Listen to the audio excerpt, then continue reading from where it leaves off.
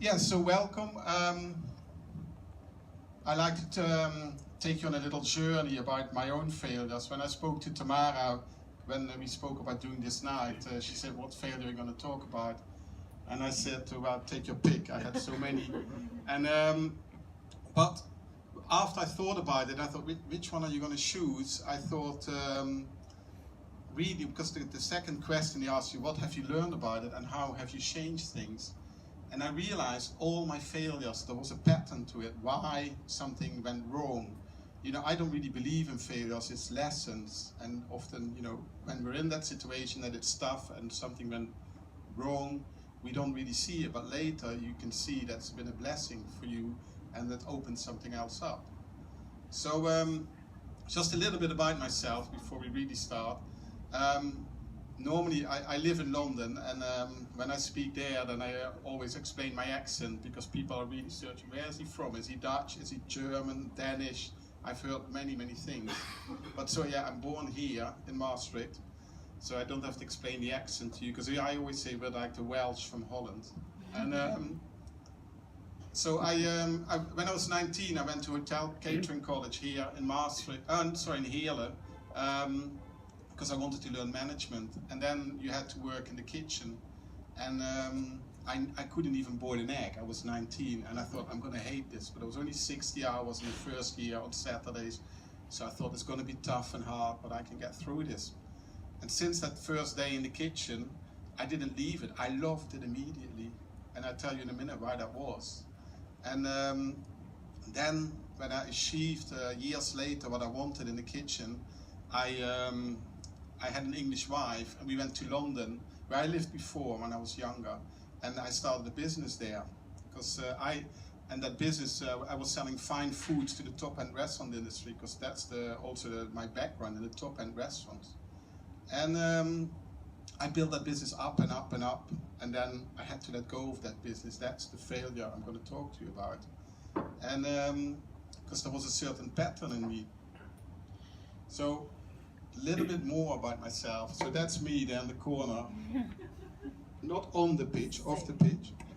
And I was 8 years old, and you know, this is a story which I didn't realize at the time, but like Steve Jobs from Apple always said, you have to connect the dots backwards. And one day, after my failure and everything happened, I realized that all the pattern I had in my life came from this moment. So I was 8 years old.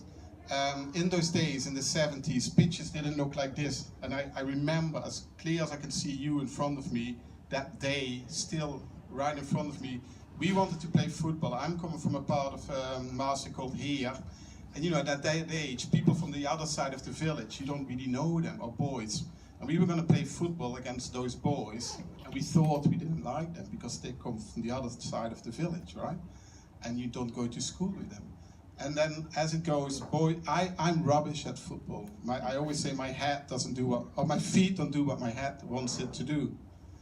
And you start on the line, two boys start picking, one from either side of the village, and they started picking. And I had lots of friends, and they started picking, and I was still standing there. And then you look beside you and see boys go we thought we didn't like, because we don't know them. And I felt hurt, because I'm your friend, why don't you choose me? And then I was looking next to me, and I felt terrible. I thought, they're not my friends anymore, they don't like me. And then there was one boy left who was even worse than me playing football, and I got picked before him. But that moment stayed with me, and I said to myself, I'm going to prove to you that I can be good at something. Because I thought when you're good at something, when you're the best, then you're popular and you have friends. So I said to myself, I'm going to find something where I can be number one in, and when I find that, then I will be popular and have friends. Because I was really hurt. So that being number one, that became my pattern of my life. And I didn't realize at the time, but that happened. So the quest for to be number one started. And as I grew older and I started doing something, intuitively, when I felt I can't excel in this, I wouldn't even try. But then, when I thought I can excel in this, then I would go for it. When I was 19 and I went the first time in the kitchen here in Maastricht on the Onze Vrouw plate, I knew I can excel in this. And then, you know, a few years I worked in France, London, Here in the Netherlands, I had my own restaurant, and when I was 28, 9 years later, the two top chefs of that generation, Robert Kranenborg and Cas Pekers, came to my restaurant, and they said, "Leon, how old are you?" So I said, 28. And they said, "Wow, you're further than we were at that age." They were my heroes in Dutch cooking. And I thought, wow, this is amazing. I achieved it. If those two people say that you're better than they were at that age, I've proven that I can be number one. Of course, but it's a bit like an addiction. I've never been addicted to drugs or alcohol or anything like that, but you need the next fix. So I was ready, trying to prove that I was a good chef. I wanted to prove that I could be good at something else. And so I wasn't really interested in cooking anymore, which was a passion for all those years. And a few years later, I still kept cooking because I had to make a living. We sold our restaurant. And then all of a sudden, I realized I wanted to prove that I could be a good businessman. So I started a business in London selling fine foods. This was January 2001, where London was really up and coming as the food capital of the world, but they still didn't have the products which we here in Europe had. It was really 17 years ago, a different time. And I saw that. My wife was from London, and I saw that in the restaurant there, so I thought, I'm going to sell foods here. I knew the suppliers I always had here, and I just started. And I remember we rented a house with a big garage, and I thought we'd start there. I didn't do any, the only survey I did is that I went into restaurants with a bag of truffles, which I started selling, truffles, foie gras, and things like that. And I asked them what they were paying, what they were looking for. And when you go to a chef with truffles, they always let you in the kitchen. So, and then I looked around, and I've been a chef. I never told them that. And then I knew what they wanted. So, and then my quest was, I remember standing on the drive, I want to be number one in our niche. I want to have 5 fans on the road, and a purpose-built unit. So from that garage. 5 years later, in January 2006, we had our own purpose-built unit. I had exactly 5 vans on the road, and we were definitely number one in our industry. And but then you need the next fix, because I had what I thought. I've proven it now. I've proven that I could be a good businessman. So, and doing business often feels like on one side you're in flow. For 1 minute you're in flow, everything is happening, it's going smoothly, you have no problems with your suppliers, not with your customers, or with your staff, everything goes well. And the next moment it almost feels something goes wrong, as if you're hanging, with your fingertips off the cliff. And that's always that balance in business, because I was trying to prove myself first as a chef and then as a businessman, and that wasn't me. That's really why I tell you, it wasn't me. I always felt the way we do business with each other, that's not right. And people leave you when they can get something 10 cents cheaper somewhere else. And there's hardly any integrity often. I started in 2001, 15 years ago. It's different now. Now there is a bit more talk about, treating people in a different way, more sustainability. And it always felt wrong to me, but I just thought, I'm just Leon, it's me, I don't get it. And our business grew every year. Every year from year 1, we doubled our turnover. So first year 200,000, 400,000, till 3.5 million after 5 years. So we were doing really well, but I always felt I had to give 600% of to keep it going. And one day, 2007, I was at an event in Bali and I was naked, and this was one of these events. I became member of a group of social entrepreneurs because I wanted to do something good in the world, and this was an international group. And it's one of those events where there's 12 people, business people like myself from all over the world, and 7 mentors. You're there for 10 days, and first they break you down totally, that you think, I can't do anything anymore, and then they build you up. And the meaning was that we all set up, in my case, a food business where we do good for the world. And I had lots of problems. I was in Bali, I had 25 staff, we had that purpose-built unit, but when you achieve your goals, you need to find new goals. And I was searching and I didn't know what. And we had lots of problems in London. I was hanging with probably only with 1 finger off the cliff. And it was tough, but I had to go to Bali to this event. And on the first evening, you know, imagine you sit in Bali, a group of 20 people behind the table, palm trees waving, you know, in the middle of the night, it's still 30 degrees, you have a great dinner, and everyone gets introduced to each other.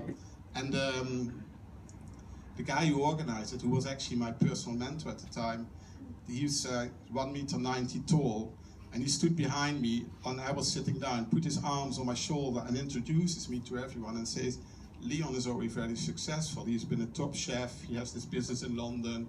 And I just sat there and I thought, Roger, shut up. And he didn't, because I only saw the problems I had and the hard work I had and what we were doing. I didn't realize at all what we had achieved. And during that week, they asked me twice when we were in a conference room, when we were working on, you know, what it was all about, to go on the little stage in front and tell my story, and they loved it. But I took it a different way. After, you know, when the event was going, I went inside myself and I thought, yeah, but Leon, because they said, Leon, tell us again who you are, what you do. And I went inside and I thought, who am I? And I thought, and then, you know, the week was tough, and at the end I went home and I was going through myself, Leon, who am I? Why am I doing what I'm doing? And on the plane home, if you fly, you know, it's probably like 14 hours flying to Bali. There was a trip for 24 hours when I came back. There was delays and stopovers, and I had lots of time to think. And I made a decision on that flight. And that's the best decision I think I've ever made in my life. And that was my personal transformation. Because I realized in that week in Bali that I always had that voice in myself that I'm not good enough, that I can't do this, but I had enough energy to get, you know, to get those successes. But that was successes on the outside.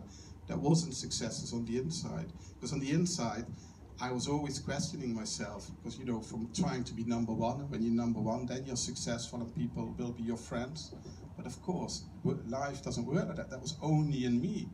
Even, for example, when I was a chef, when I was in a room with the top chefs, we went on trips and we were invited, and they said, you do that really well. The only thing I heard, and I tell you this story because we all have sometimes, you know, stories running through our heads. Only thing I thought is, yeah, you say that, but you have a nicer restaurant. You go a Michelin star more than I do. That was the only thing I heard. And then the day after, you thought, I'm going to work even harder. So that success never came. So I've been in Bali. I was on my way home, and I came home and I said to my wife, you know, we had a business, 4.5 million euros turnover within 5 years, 25 staff. And I was supplying to Gordon Ramsay, Jamie Oliver, all that kind of people. And I came home and I said to my wife, we're going to stop with the business. Because I realized I was unhappy. And the only thing she said to me was yes. And you know, that's the best decision I made in my life. So this was a Sunday, and on the Monday, I ring my accountant. And I said, Gary, we need to talk. So, and normally, it was more like a financial director who I employed on a few days a month basis. When I would say, can we have a chat? Then that would be next week. And he said, yes, I'm free tomorrow. So I met him a day later. So I told him that I want to stop with the business. He said, Leon, you're crazy. Give me a year, we make it sales ready. There was some things which would need to be done for that because we were such a fast growing business. And I said, a lot of money for this. And I said, no, I had enough. I can't do it. And 6 weeks later, we closed the business. We gave everything to other suppliers. I made sure that the customers wouldn't lose out, that my suppliers wouldn't lose out, because there's a lot of people relying, of course, on the products. Imagine if you're on fresh food, when I would order chickens, or we did Wagyu beef, for example, that took 3 years to produce. So all those cycles were going on. So we made sure all that kept going and no one lost out. All the staff had a new job. And 6 weeks later, we closed the business. And that was, you know, people say, why did you do that? And you know what? It was the best decision in my life. And I tell you, because I could be me again. And being myself, that for me, I was 41 at the time, was the biggest gift I gave to myself. Because all of a sudden things started to change, and all of a sudden I realized that you don't need to struggle anymore. Because, you know, I believe failures don't really exist. Like I said earlier, they're lessons. They're lessons for us in order to become who we truly are. What happens to us is, the stories we tell each other, the things which happen in our lives, we develop a voice. We develop a voice which says, you're not good enough, you're too tall, too small, too Dutch, whatever you tell yourself, and we start acting from that. But what happens is we move from our core. Our core is here, and this core is where you truly are. But when you believe you need to be someone else, like, we tell our children, don't become an artist or an actress or a plumber. That's not our kind of people. Go to university, you're smart, you can become a lawyer or whatever. And not that there's anything wrong with that, but some people, never ever make me a lawyer or accountant, because I will be unhappy. And a lot of people live an unhappy life because of they can't do the job they love, or they tell them, which I was doing as well. Because when you're not in your core, you live here. And when you live here, not who you truly are, that will always be difficult, and one day that will always follow you. So, who, for example, has read the book The Alchemist by Paulo Coelho? Yeah? So a few of you. And Paulo Coelho said in that book, somewhere, each and every one of us knows our purpose when we are a child. And then life steps in and we forget. It will always come back to you one day, always. And normally that is around 40. And after I gave up my business, I always wanted to do something for children. And food has been a red thread through my life. So do something, food for children. And that I could start doing. Because another thing, we were always, every day, we were trying to be the best business, and we thought that gives you success, and people will look up at you, and that gives you friends. But it's not like that, because you will never ever see it yourself. Success is on the inside. And I realized after I stopped my business that I had time to do something to give back to children. Like I said, we lost, in a way, an awful lot of money, but life is not about money. We didn't lose it because we didn't have it in the first place. But I could start working on what I really wanted, and also on the day that we closed the business, because there's so many other people involved and contracts and things had to be, we couldn't talk about it before we closed. On the day that we closed and everything went to other people, it was all organized, the phone started ringing and people started telling us how good we were. We never realized in those 6 years that we had the business how good we did it. We never ever realized. Till that moment people started ringing. So I share this with you because the question is, what have I learned from my failures? And what have you changed? For me, what I've changed is I became me again. And of course that's a journey that didn't happen just in that one day.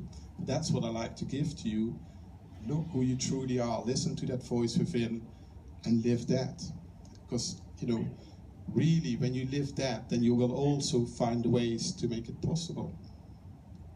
So I started a charity called Fill the Cup here in the Netherlands, where we started to raise money to feed children in developing countries. Because I worked on, and we did that by every time when you buy a meal for yourself, you pay 15 cents extra, and 20, so it's 15 pence in London, but 20 pence here in the Netherlands. 20 cents, sorry, I get confused. 20 cents extra, and for that money a child gets a meal in a developing country. Because children don't go to school because there's no food. When you give them a meal, they will go to school, and more importantly, they get an education. The schools are there, the kitchens are there. It really only costs that much because, of course, there's bulk cooking in those countries. The costs are less. So it's one for one. You a meal, you eat, they eat. That was our slogan. So we did that for many years, and it was very successful. And I was happy. I could do. And when you stay with your core, when people talk about living in the moment and all those kind of things, following your intuition, when you start doing that and living that and listen less to that voice or what other people perceive that you need to do for whatever reason people tell you, the right things will come to you as well. Magic happens. Manifestation comes from that place when you're in your core and really are connected to what's happening in the moment. So living in the moment is that you truly hear what someone else says to you. I've been in meetings, I had emails coming when my head was somewhere totally different. Like we all had it today probably, where you're in a meeting or talking to someone but your mind is somewhere else. Where you think, I still have to study for this exam, I have to pick my children up from school, or I have to send that email when I get home. But when you think you can't do it at that moment anyway, but you miss what the other person says to you. So that's really where I look to end. The biggest gift you can give to the world is to be fully and truly yourself. But being truly yourself, and that's a journey, that's a transformation. You are the best son or daughter, parent, partner, or colleague, or or teacher, whatever you are, only by that way. Because even I thought I was a good chef. I was not a good businessman, but I did my work well. But that cost me so much. I always had, like I said earlier, I always thought I had to give 600% in order to keep it all going, and I was naked all the time. Now I changed that. Then you come in, like the surfer earlier on, in a life of flow, and things just happen. And when you do what you're meant to be doing, it doesn't cost you any energy. In fact, it gives you energy. Thank you very much.